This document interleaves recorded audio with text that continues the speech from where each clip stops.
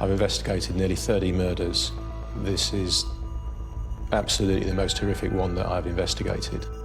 The teenager's bloodied and half-naked body was found by a neighbour on the drive of her home. I see a tiny wound to her neck. And Michelle was just screaming and crying, asking me to wake her up. Please wake her up, Mum.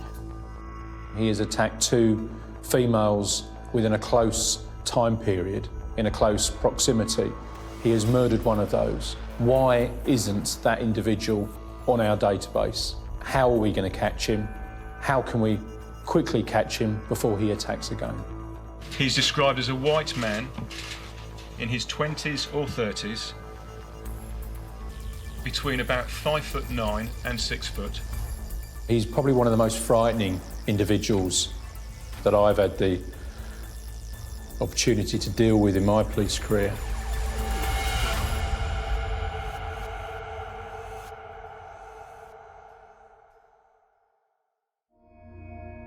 It's the evening of the 24th of September 2005 in Croydon, Surrey. 18-year-old Sally Ann Bowman was celebrating a friend's birthday, partying in one of their favourite bars.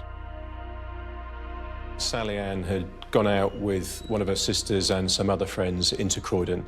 And Sally Ann had spent most of the evening up to the early hours in Croydon town centre. She was picked up by Lewis Sproston and he drove her back to Blenheim Crescent, which is where she lived. Lewis and Sally Ann's relationship had ended a few weeks before, and with emotions still running high, the couple began arguing in the car.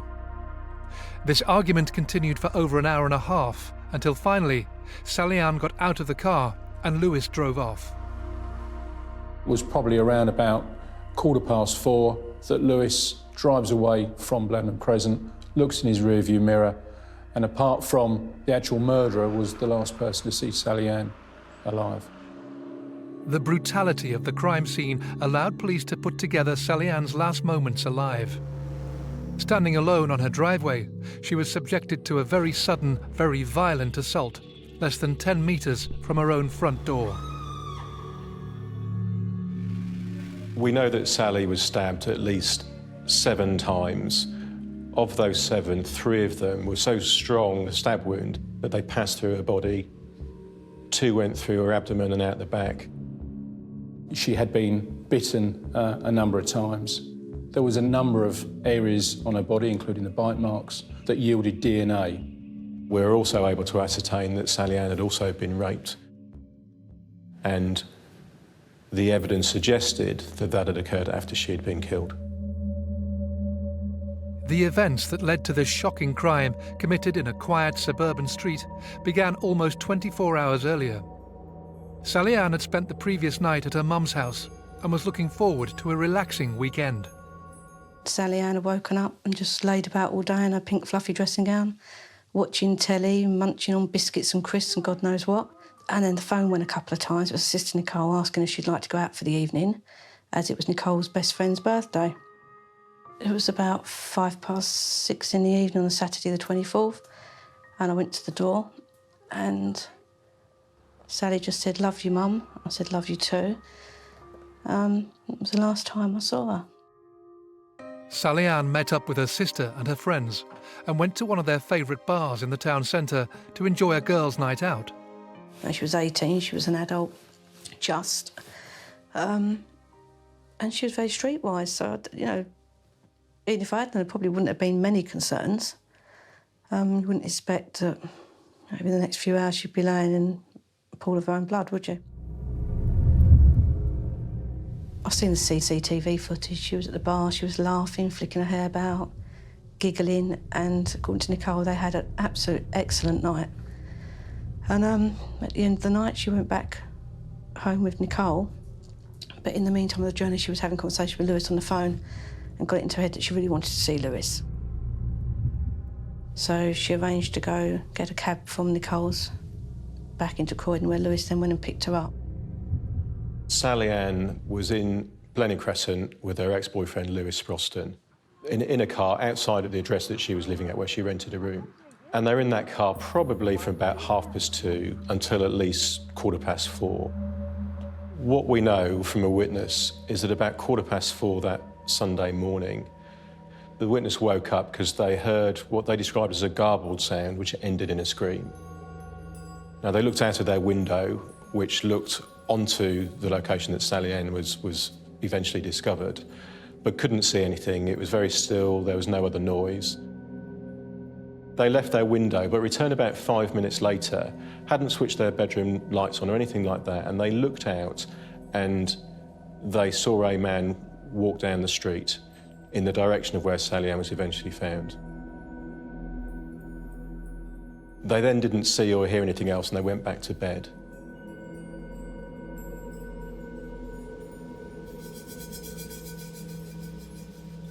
It's about 6:30 on the Sunday morning when a neighbour saw what they described as a pair of mannequin legs sticking out from behind a builder's skip.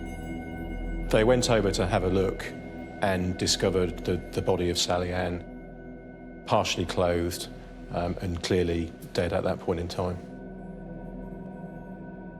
As the murder squad assembled and began their initial investigations, detectives had to break the news to Sally Ann's family. I heard the door knock and I just assumed it would be Sally Ann. I was sort of panicking, thinking, oh God, the door's all locked up, she can't get in. And as I opened the door, there was a gentleman standing in a suit. Yes. Do you know Sally Ann Bowman? Yeah, she's my youngest daughter. 2 female police officers in uniform, and sort of took back a bit, and they asked me if I was Linda Bowman, and I said, I am. They said, do you know Sally Ann Bowman? And I said, yes, she's my youngest daughter. So you know Sally Ann Bowman? He didn't actually say to me, are you on your own? You know, I have some terrible news for you. Is there anyone you can have with you? He just repeated the question again, do you know Sally Ann Bowman? And I said, look, I've told you, she's my youngest daughter. I said, what have they done now? Thinking, oh, the girls have been out, something's gone wrong. And he said, Linda, Sally Ann's dead, she's been stabbed to death. I just remember screaming, absolutely screaming. I just couldn't believe it. And just my whole world fell apart. I just remember this look in their eyes where you just know there's something that's not quite right. And they said, oh, do you know Sally Ann Bowman? And me, I went, what's she done? No care in the world. Like, Ella was sitting on my lap, she was only little. And I said, I'm really sorry to tell you, but Sally was found murdered this morning. And I remember something leaving me that day. And it's never ever come back. I remember sitting there screaming and Ella sitting on my lap saying, Mummy, what's wrong? And I just said, don't worry, Mummy's got something in her eye. And she said, I'll kiss it better, Mummy. I'll make it all better for you. But there's not anything in this world that will ever make it better, because she'll never come back.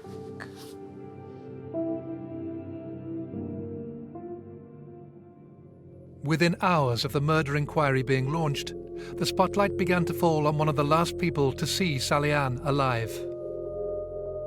Very quickly, we identified her ex-partner, Lewis Sproston, as someone who was a possible suspect. He was your typical teenage boy. You know, he went out to work, he worked. You know, he had a lot of respect for Sally Ann. They were the perfect couple. They were like the Posh and Becks of Surrey. They had their moments. They were teenagers. They used to argue and bicker, but then who doesn't?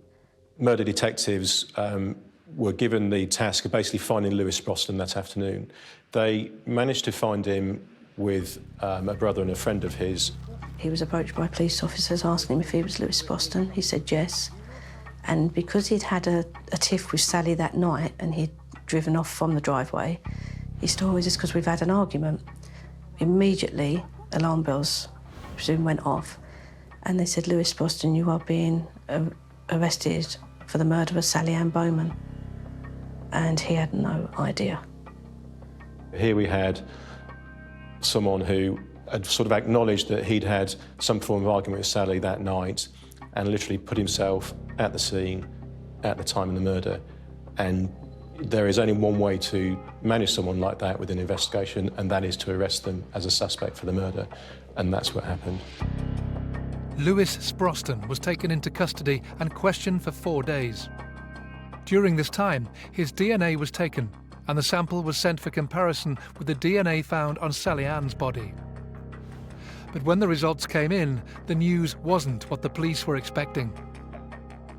It was a phone call from the Forensic Science Service, which basically said, Stuart, there's good news and there's bad news.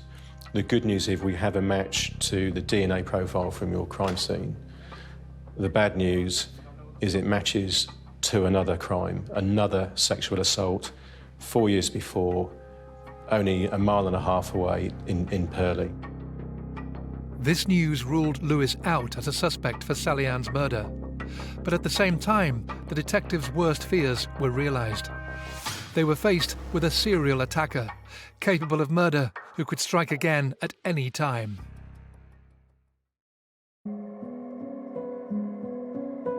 "18-year-old Sally Ann Bowman was found murdered just yards from her front door after a night out. She had recently moved out of the family home into her own flat, but still shared a close bond with her 3 sisters. The relationship Sally Ann had with her sisters was extremely close. You know, there wasn't a day went by where she didn't see one of them and they didn't see her. Sally Ann was a talented singer who dreamt of performing at the Albert Hall, and she also enjoyed a successful modelling career. Sally's modelling was her part-time job, something that she loved to do, always wanted to do from when she was little. Got the opportunity and took it with both hands, but that was just part of Sally. I don't know, they just portray her as the model Sally, wasn't her? Sally was Sally. Happy-go-lucky, always laughing, giggling, singing. She wanted the fairy tale. She wanted to work hard, you know, be able to support herself financially. She then wanted the home, then the marriage, then the children. She just had this little thing that she just wanted to be known. She didn't want to be this big celebrity or anything else, just wanted to be known. And unfortunately now she's very known, but not in the way that she wanted. Within hours of the murder, the family faced the awful task of formally identifying Sally Ann's body. I went with Mum to go and identify Sally. I'll never forget, I just remember standing in the car park out the back and you can hear them wheeling her through. And that thing just taking over, just wishing that it's not her. I remember going into the room and for that split second, I thought it wasn't her, because her hair was dark. And then I moved forward and you just see a little button nose and a little freckle. And that was it. Part of me didn't want to look. I could feel Michelle behind me, and as I looked round, I just fell to pieces. My Sally laying there in a black zip-up body bag up to her neck. Hair all tied back off her head where her hair they'd washed the blood from her hair. And I see a tiny wound to her neck. And Michelle was just screaming and crying, asking me to wake her up. Please wake her up, Mum. And it was just horrendous. But all I could do was touch the glass. I wasn't allowed to go anywhere near my daughter. And all I wanted to do was hold her and kiss her, but we weren't allowed. 2 days later, Linda Bowman and her family made the difficult decision to learn for themselves exactly what had happened to Sally Ann. It was DCI Stuart Cundy at the time. Came to the house with the liaison officer and another police officer. And he sat down and said that he was now going to answer all the questions that we had, and our questions were, how did Sally die? And they explained that Sally Ann had 10 entry and exit wounds to her body, where the blade of the knife was that long that it passed through her body completely.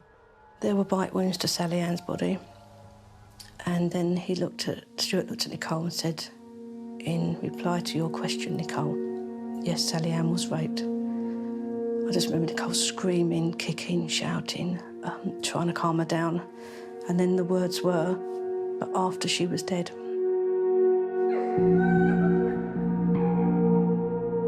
That was just like someone hit me on the back of the head with a lump of wood. It was just pure disbelief that a human being could do that to a young girl that's laying dead on the floor. He took her last bit of dignity then. Early in the investigation, Sally Ann's ex-boyfriend was the prime suspect for the murder, but he was ruled out when his DNA didn't match the DNA found on Sally Ann's body. What scientists did discover, though, was a forensic link between Sally Ann's killer and an unsolved crime that happened 4 years before the murder. The attack from 2001 was another truly horrific sexual assault on a woman. A lady who was in a phone box making a phone call when the suspect walks over to her, tries to get into the phone box and masturbates over the phone box. He manages to get the door open and then ejaculates over the floor of the phone box and then casually walks off across the car park of Tesco's, away from her. That remained an unsolved police investigation, despite the fact that DNA was obtained from that crime scene. And I say it's the dawning realisation that if the attacker has done that 4 years before, and then 4 years later murdered Sally in a truly horrific way, what has he done in that intervening period? And if he has brutally murdered Sally now, what might he do tonight? What might he do tomorrow? As the investigation continued, detectives were shocked by a report of another attack just yards from the murder scene and only minutes before Sally Ann was killed. This was a lone woman who was standing in the street on a mobile phone when she describes a lone male walking towards her who literally says, "I'm sorry," and then proceeds to hit her. And I think undoubtedly this suspect would have had done more in an attack were it not for a taxi that drives down Sanderstead Road and probably disturbs him. What he does do before he runs off is he grabs the lady's mobile phone, and she's still connected to the person that she was talking to. That person can hear the victim screaming in the background. But what is very frightening and very chilling is that the sounds of the screams don't get any quieter. Which suggests that lady's attacker, which we maintain, well, I believe, was Sally's murderer, is then hiding somewhere very close by, watching what is going on. And that victim is then taken by the taxi driver and taken away to hospital. The victim from Sanderstead Road provided police with a detailed description of her attacker. And from this, detectives produced an e-fit of the offender, the same man who they were sure had also murdered Sally Ann less than an hour later. He's described as a white man in his 20s or 30s, between about 5'9" and 6 foot. He's of proportionate build, with short, dark hair. This e-fit was widely distributed, but despite the efforts of detectives and the number of calls from the public generated by the publicity, the breakthrough the police were desperate for never came. The murder squad went back to the DNA evidence found on Sally Ann's body to search for more clues. We recovered DNA from Sally's body. Everything suggested that this murderer was local. In my mind, he was either going to live locally or he was staying locally that night of the murder. So in consultation with Croydon community and others, I made a decision very early on in the investigation that we would conduct an intelligence-led DNA screen. We had nearly 6,000 addresses that we wanted to ascertain every single male that lived in those premises or was there on the night of Sally's murder who might fit the description of her attacker. We anticipated that was probably about 4,000 men of that description in the South Croydon area. So we took the innovative decision to basically set up a local DNA centre, which hadn't been done before, where we made the request of all the men in this locality to come to us to voluntarily give their DNA. We knew fully well that the killer was not going to walk in and volunteer his DNA. But what there is this wider picture that maybe his dad or brother and there can be a link with the DNA down the line. We never expected the murderer would come down and give his DNA, because if they did, then undoubtedly they are literally handing themselves into the police. But it did allow us to, as quickly as we could, disprove the other 99.9% of the population from South Croydon. Despite being able to rule out a large number of local men, 6 months after the murder, the investigation seemed to be stalling. The police had the killer's DNA, they had a description of their prime suspect, and they even had evidence of links to a previous attack, but they were still no closer to identifying him. There is an absolute fear, there is an absolute dread for many reasons. You have this offender's, this murderer's DNA profile. You know he's a serial attacker. He has attacked 2 females within a close time period, in a close proximity. He has murdered one of those. Why isn't that individual on our database? How are we going to catch him? How can we quickly catch him before he attacks again?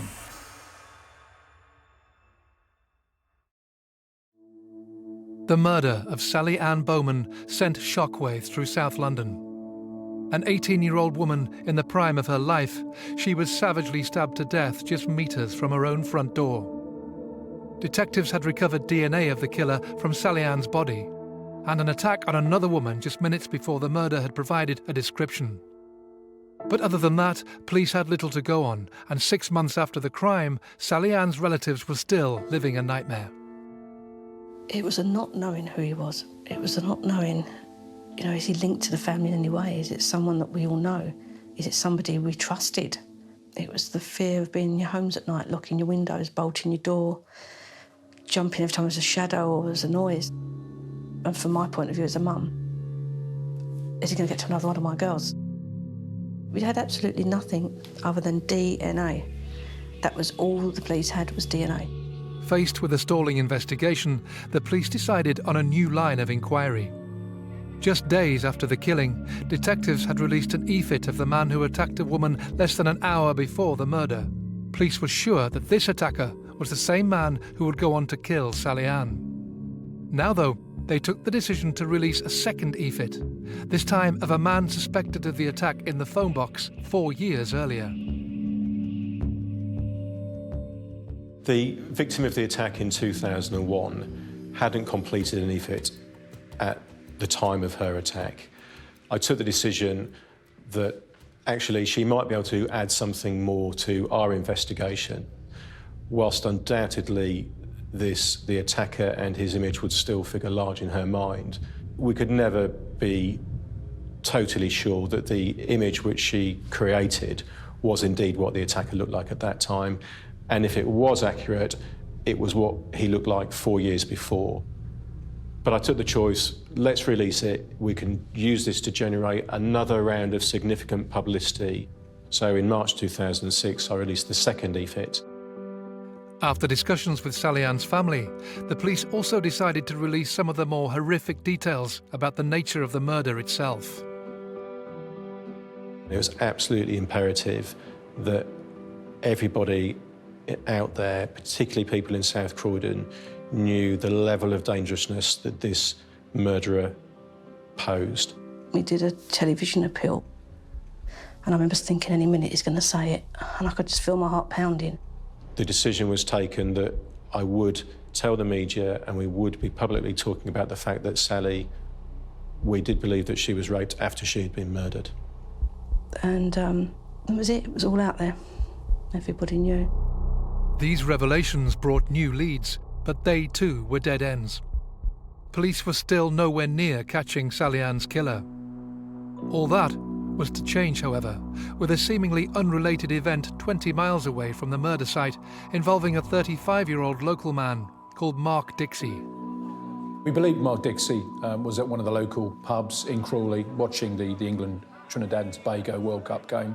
He'd clearly consumed some alcohol. He'd got in an argument with another male. This argument spilled out onto the street and was seen by a police officer outside pushing this victim to the floor.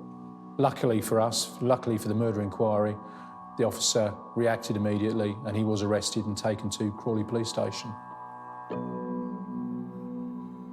The officer that dealt with the investigation of the assault in Sussex was surprised how Mark Dixie behaved when they were in police custody, particularly when he was being interviewed. They described him as being quite tearful, which they were surprised about because it was a relatively minor case where he'd pushed somebody over. But they didn't quite know why, couldn't quite put their finger on it. And once he'd been interviewed, provided his DNA and his fingerprints, he was bailed from police custody.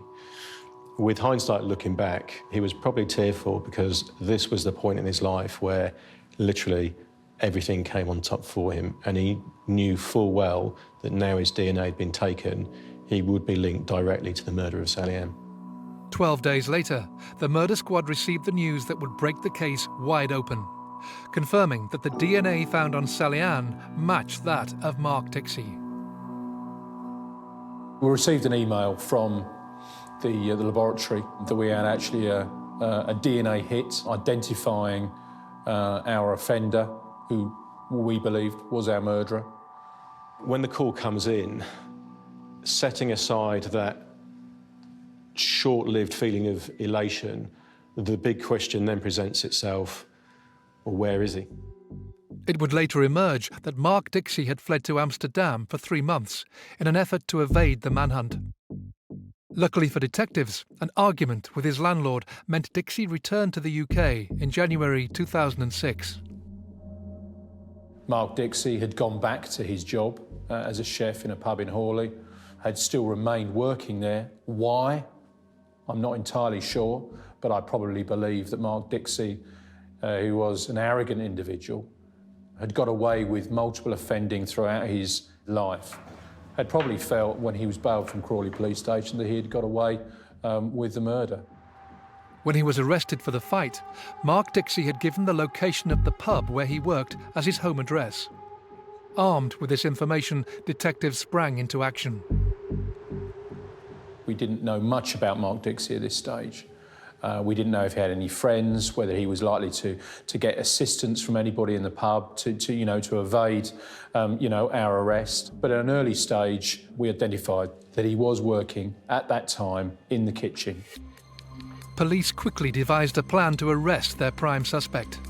It was whilst this plan was taking place, we were walking through the car park at the back of the pub, walking to one of the side entrances, and that is when we realised we've identified Mark Dixie, we've had his photograph, we knew what he looked like, and that's when we immediately arrested him. It was during that arrest I actually put my hand, across his chest to make sure that he didn't run away. I could feel his heartbeat, and his heartbeat didn't even change. I had expected, some form of reaction from him, but I think it really just went to show what a chilling, detached individual Mark Dixie is. Dixie was charged with the murder the following day. The next move for the police was to inform Sally Ann's relatives of the breakthrough. The family liaison officer immediately went round to Linda's address. It's not something we would ever want to do on the phone if we could avoid it, and therefore it was always going to be a personal message from the family liaison officer to Linda and her family. When I rang Linda out of the blue that night, which would have been about 9 o'clock from memory, and said, I need to come and see you. She said, well, I said, Linda, I just need to come and see you. And she said, oh, you've caught him. I said, Linda, I just need to come and see you. Please make sure you're available. So I drove there, she opened the door, and she said, you've caught him, haven't you? And they said, just take a seat, just sit down. I went, you've got him. So I sat down, and I could feel myself trembling. And they said, yes, we have arrested someone. He said, I have the picture of the person that we believe, the suspect murdered Sally Ann. And he went to a picture there, and I had to stop him. I wasn't ready. This side wanted to see it, but this side I was petrified it was going to be someone I knew. After a few seconds, I composed myself, and I opened it. And just saw these big, ugly, bulging eyes and this horrible face, and it was someone I didn't know. It didn't make it any easier, to be honest. With the prime suspect locked up, detectives began the task of finding out exactly who Mark Dixie was and how he evaded the police for so long. Mark Dixie was born in 1970. He lived in Streatham for a number of years before he moved to a children's home in Sidcup. He'd been arrested by police for a number of assaults on police, robbery offences, but at an early stage he went abroad. Throughout the years he'd lived in Australia for a number of years, and had also moved to Europe and in particular Spain before moving back to this country. Crucially, all Mark Dixie's prior offences took place before offenders were required to provide a DNA sample, allowing him to go unnoticed by the authorities. He is a monster of an individual that has clearly led a double life.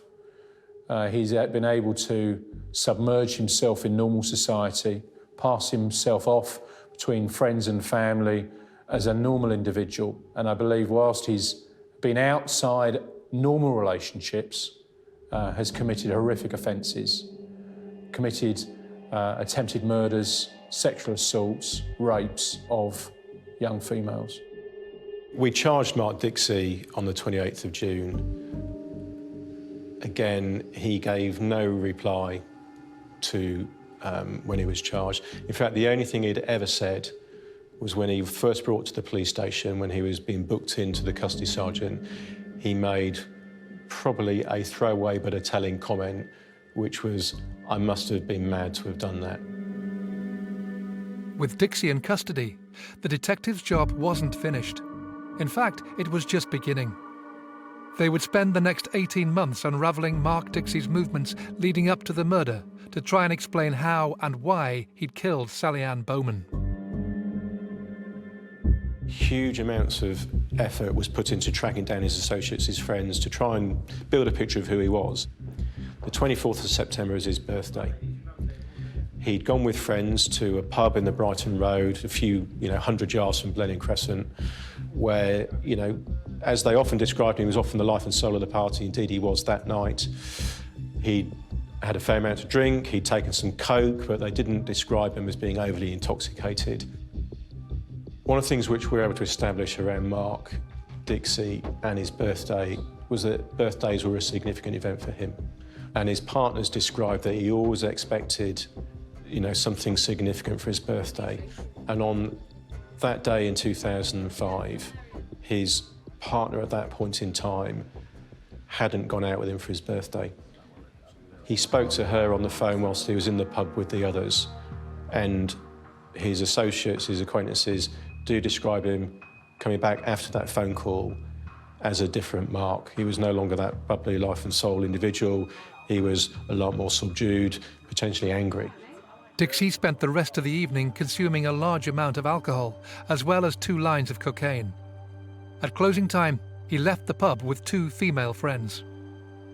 He went back to stay at a friend's house to the women in Avondale Road, a few hundred yards from Blenheim Crescent. We think they went to bed probably in the early hours of the morning, and therefore at some point, probably from about 2:30 onwards, he leaves that flat and goes out. And what I believe happened is he took a knife from that flat with him. Whether it was one of his own knives, he was a chef, we just don't know. But I'm convinced he went out of that flat with the intention of finding a woman, attacking her and raping her. I think his first victim was the lady in Sanderstead Road. I think that he felt he'd failed with that attack because the taxi drivers disturbed them and he's had to run away. And that's when he's ended up in Blenheim Crescent. I think that has literally resulted in poor Sally being exactly at the wrong place at the wrong time. She would have been overpowered incredibly quickly. Mark Dixie has then savagely murdered her. He's then quickly left that murder scene, maybe only a matter of yards, we don't know, and has basically watched and waited to see if any of the neighbours have come out of the houses. No bedroom light goes on or anything like that. Of course, what he doesn't know is that there is a witness, one of the neighbours, who is looking out of their bedroom without the bedroom light on. And what she describes as a man walking down the pavement back to where Sally's body was eventually found. I'm absolutely convinced that is Mark Dixie. Assuming he wasn't being watched, Mark Dixie returned to Sally Ann's body and raped her. He clearly at some point then, once he's raped Sally, goes back to where he was staying that night in Avondale Road, goes to sleep on the sofa, and when he and his friends wake up in the morning, he behaves as if nothing has happened. And I think that really sums up in my mind what Mark Dixie is like. A callous nature and someone who has carried it off like this for most of his life. This cold-hearted detachment was never more evident than when Mark Dixie arrived at the Old Bailey on the 5th of February 2008. His description of what he did the night of Sally Ann's murder would shock everyone who heard it.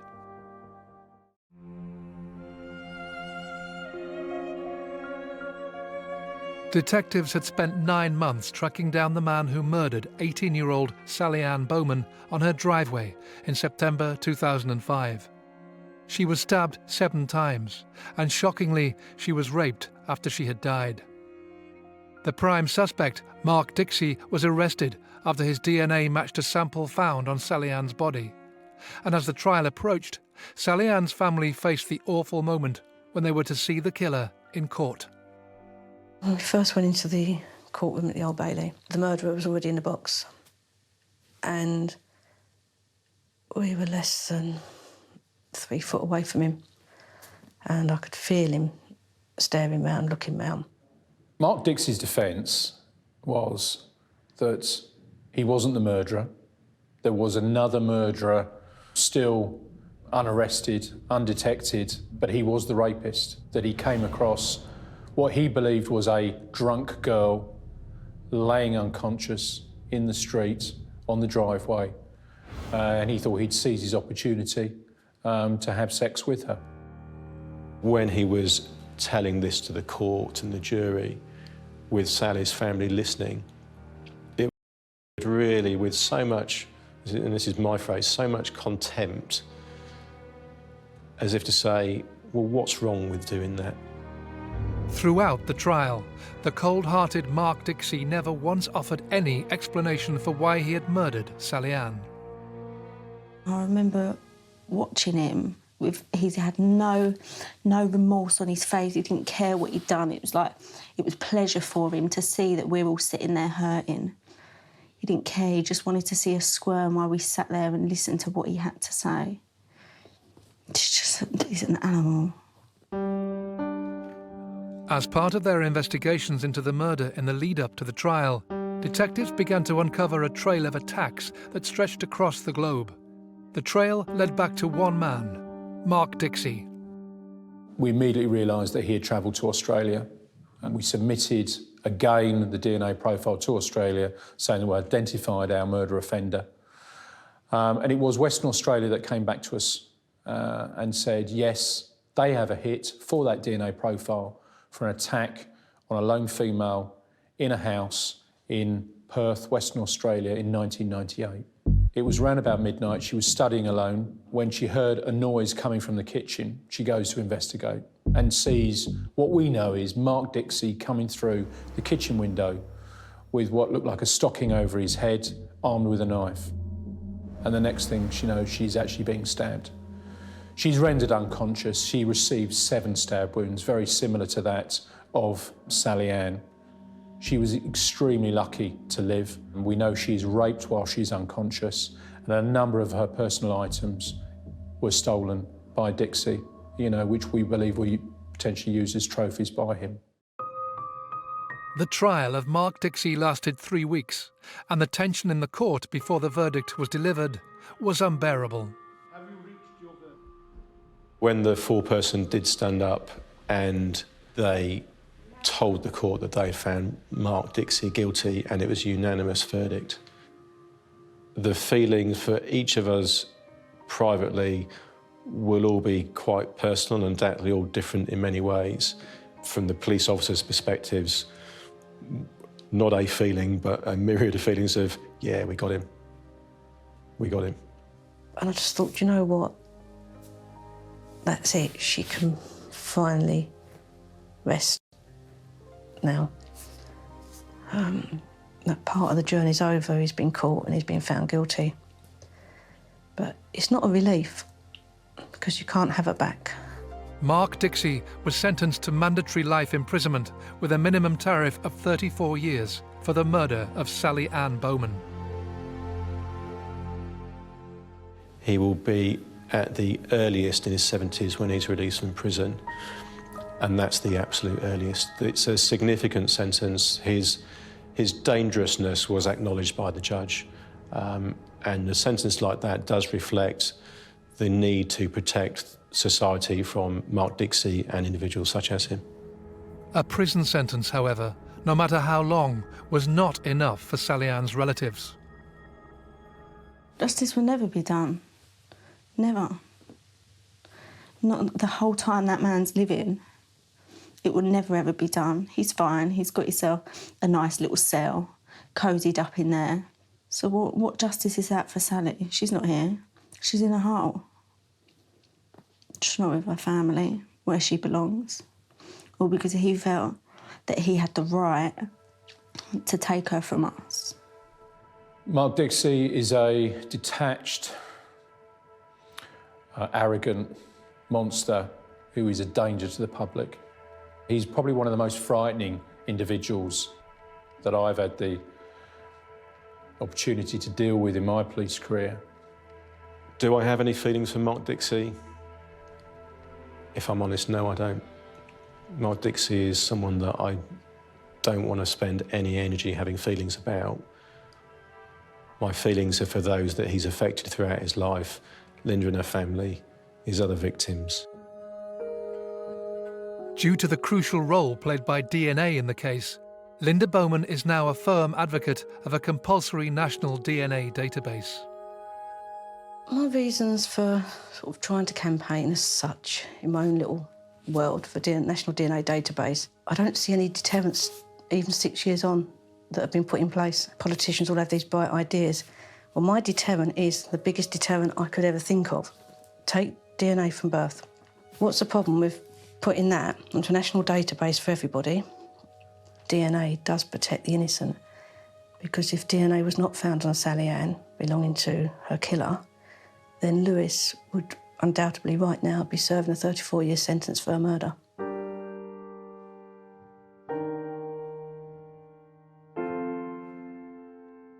I think about Sally every 5 seconds of the day, 7 days a week. I walk around the house and I look at the bedroom and, you know, I see her clothes. I've got some of her clothes hanging up my wardrobe, her pillows laying on my bed that I sleep with every night. You get that split second in the morning when you wake up and your life is perfect. Everything's how you want it to be. And then, bang, it's there and it hits you. Worrying to close your eyes, not knowing what you're going to see, not knowing if you're going to see that Sally that you remember or that Sally you see from the pictures. And that fear goes through me every night when I go to sleep. The nightmares don't ever stop. Just the ones where you just wanted to get to her and there's nothing you can do.